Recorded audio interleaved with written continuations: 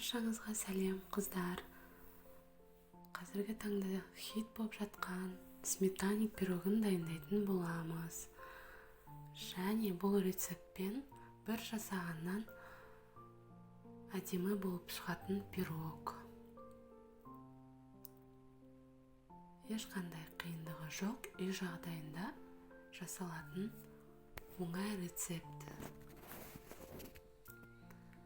Жасап көріңіздер, қыздар. Қараңыздар, формасын жақсы ұстап тұрады. Дәмі де керемет.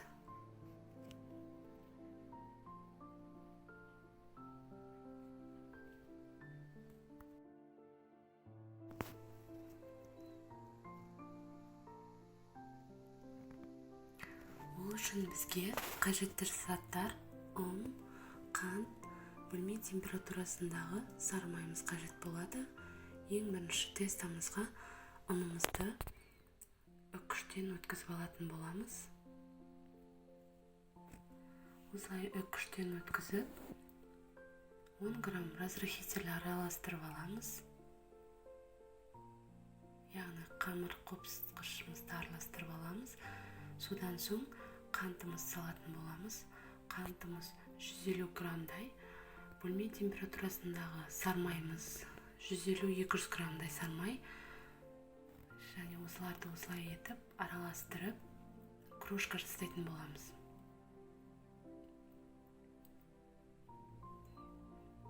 Осылай майымыз ерігенше әбден араластырып крошка жасап аламыз.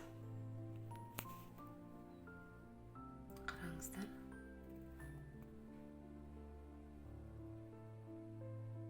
Осылай араластырып, енді бір жұмыртқамызды салып,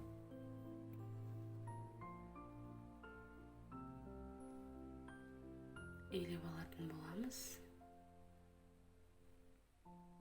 Бәрін осылай араластырып, бір қалыпты етіп, қамырымызды елеп аламыз.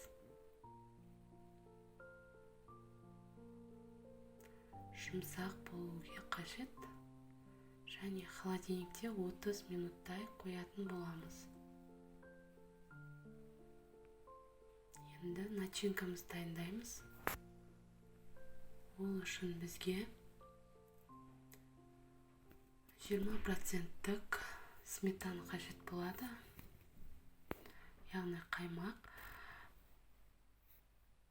500 граммдай сметанамыз салып аламыз. 20% сметана жарайды. Осылай сметанамыз салып аламыз да, үстіне үлкен ас қасықпен 4 қасықтай қант саламыз.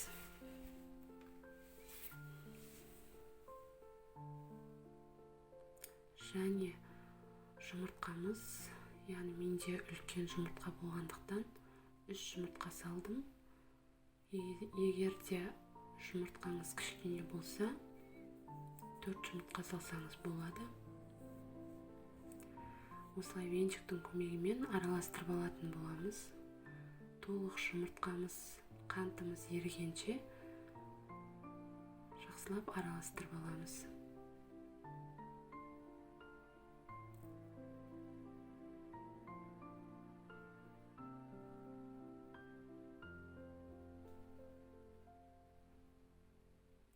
Осылай ерігенше араластырып,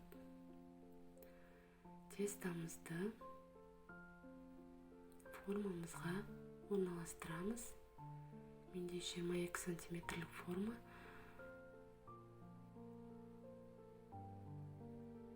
Осылай қамырымызды жайып, формамызға салып, бортиктерін шығарып алатын боламыз. Яғни тегістеп,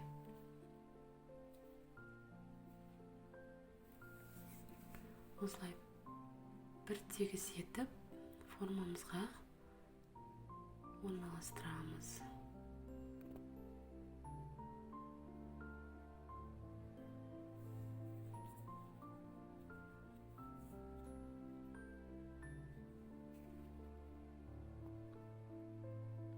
Егер де рецепттерім ұнаса, каналыма тіркеліп, лайк басып, қоңырауша қалдырып, комментарий жазуды ұмытпаңыздар. Басқа да оңай әрі тез жасалатын қазақша рецепттермен бөлісетін боламын.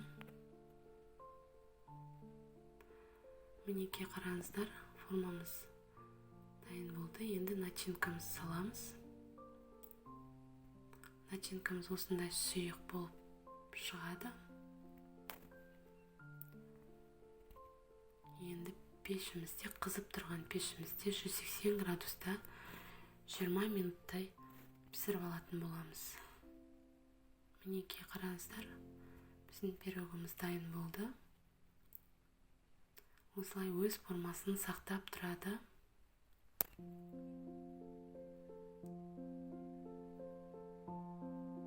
Қараңыздар.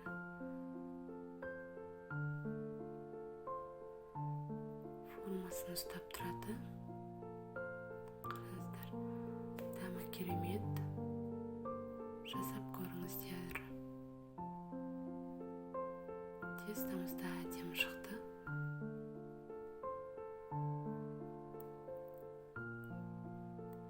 Жасап көріңіздер.